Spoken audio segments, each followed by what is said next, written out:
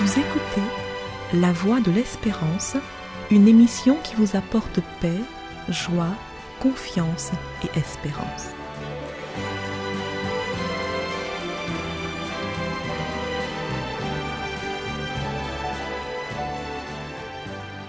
Bonjour la Guyane et bonjour à tous depuis la Guyane. Les vacances sont un appel au voyage, appel auquel beaucoup souhaitent répondre après 2 années de limitation en raison de l'épidémie de Covid qui touche le monde depuis la fin de l'année 2019.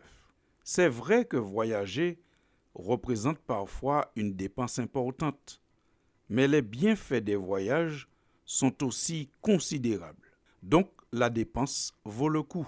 Il est prouvé que voyager a un effet bénéfique sur notre développement personnel. Pour les expatriés, voyager permet de pouvoir retrouver ses parents, des amis, des lieux, des odeurs et des saveurs qu'on aime et qui nous font du bien. Au lieu de ramener le voyageur chez lui, parfois le voyage peut être l'occasion de découvrir un autre territoire, des paysages différents, une autre culture, pour s'enrichir et se construire.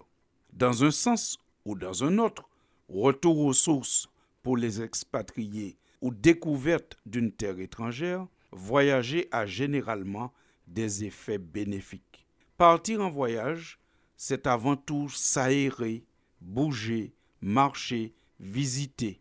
Et on sait que l'exercice physique est bon pour le corps et bon pour l'esprit. Et en voyage, on fait plus d'exercice physique. Voyager, c'est aussi une manière de changer nos habitudes pour découvrir de nouvelles choses, ce qui aura pour effet de stimuler le cerveau et cela participera à notre bien-être. Partir en voyage, c'est souvent l'occasion de vous relaxer. Mais pour que le voyage fasse ses effets, il faut penser à ce que disait l'écrivain et aviateur Antoine de Saint-Exupéry, qui disait que celui qui veut voyager heureux doit voyager léger. Pour comprendre cette citation, on peut penser au sac à dos du voyageur. À quel point sera-t-il heureux avec un sac de 70 kilos attaché au dos? Combien de temps pourrait-il passer à explorer ou à faire du shopping avec un tel sac? Celui qui veut voyager heureux doit voyager léger. Pour voyager heureux, il ne faudrait pas que ce soit seulement le sac qui soit léger, mais aussi le cœur, la tête et la conscience.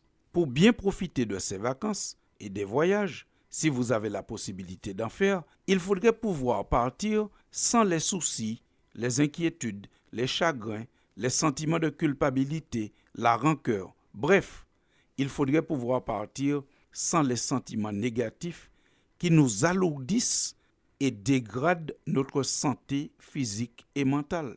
Il faudrait pouvoir déposer ces bagages encombrants, ces fardeaux que sont les sentiments négatifs pour voyager heureux, pour vivre heureux, car finalement, la vie, c'est un voyage. D'ailleurs, c'est ce que la Bible dit.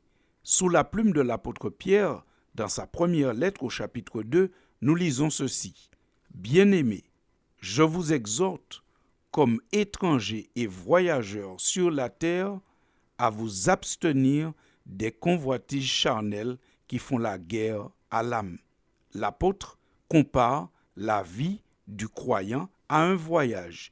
Il est un étranger et un voyageur sur la terre. Et celui qui veut voyager heureux doit pouvoir voyager léger. Celui qui veut vivre heureux doit pouvoir vivre léger, délesté des sentiments négatifs et des fardeaux de la vie. Il faudrait pouvoir confier ces fardeaux, ces sentiments négatifs, à celui qui est capable de les entendre, de les prendre et de les traiter. Et pour Pierre, Dieu est celui-là.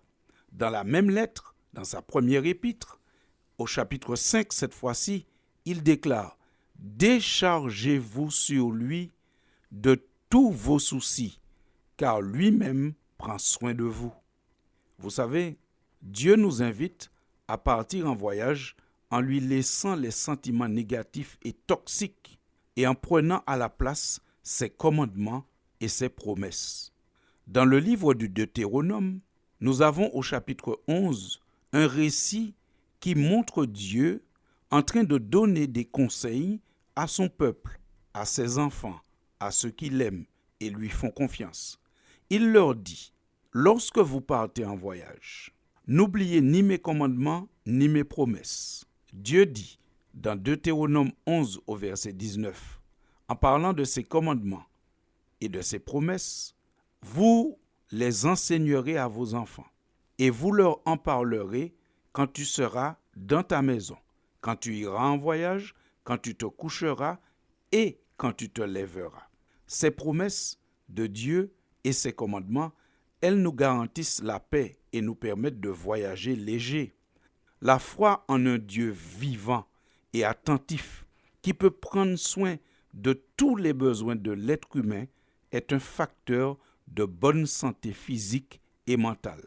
Celui qui veut vivre heureux doit remplir ses bagages, c'est-à-dire son esprit, ses pensées, son cœur, des commandements et des promesses divines. Si la nature a horreur du vide, nos esprits aussi ont horreur du vide. Si nos esprits ne sont pas remplis des promesses de Dieu, ce sont les pensées négatives qui viendront s'y installer. Ressasser nos problèmes ne les résout pas. Au contraire, le fait de repasser en boucle les sentiments négatifs, c'est plutôt une source de problèmes, surtout d'insomnie. Dans le livre des Psaumes au chapitre 4, nous faisons la connaissance de David. Il est roi, il est donc puissant, il a beaucoup de choses à sa disposition. Et voilà quand même ce qu'il déclare au verset 8 de ce psaume 4. « Dans mon cœur, tu mets plus de joie que ces gens n'en trouvent quand leur blé et leur vin abondent. Aussitôt couché, je m'endors en paix, car toi seul, Seigneur, tu me fais vivre en sécurité. » David, roi puissant, a expérimenté le fait de faire confiance à Dieu, le fait de sonder ses promesses, de les retenir et de les mettre en application.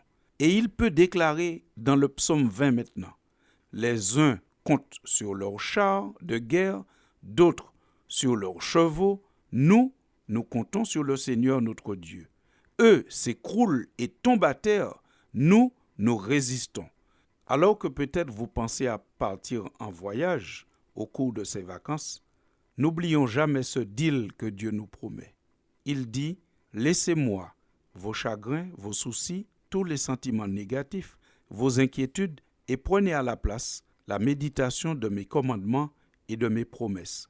Car Dieu est une source de joie, de bénédiction, de réconfort pour tous, y compris pour le roi.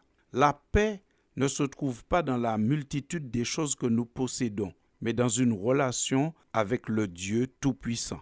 C'est pour cela que l'apôtre Paul disait à son ami Timothée, « Recommande aux riches du présent siècle de ne pas être orgueilleux et de ne pas mettre leur espérance dans les richesses incertaines, mais de les mettre en Dieu qui nous donne avec abondance toutes choses pour que nous en jouissions. » 1 Timothée 6 au verset 17. Et quant à Jésus, il nous laisse ce mot. « Ne vous inquiétez donc pas du lendemain, car le lendemain aura soin de lui-même. À chaque jour suffit sa peine. » Matthieu chapitre 6 au verset 34. Chers amis auditeurs, chers amis de la Voix de l'Espérance, encore une fois, nous vous disons, passez de bonnes vacances. Et si vous avez l'opportunité de voyager, nous vous souhaitons un bon voyage. Mais surtout, allez-y avec des valises remplies des commandements de Dieu et de ses promesses. Ainsi, vous pourrez voyager léger et vous pourrez voyager heureux. À très bientôt. C'était La Voix de l'Espérance, une émission préparée par l'Église adventiste du 7e jour. Si vous désirez avoir une copie de la causerie d'aujourd'hui, demandez-la. Elle vous sera donnée gracieusement. Écrivez à La Voix de l'Espérance, boîte postale 169 97 324, Cayenne, CEDEX. ou téléphonez au 0594 25 64 26. Merci chers auditeurs et à bientôt.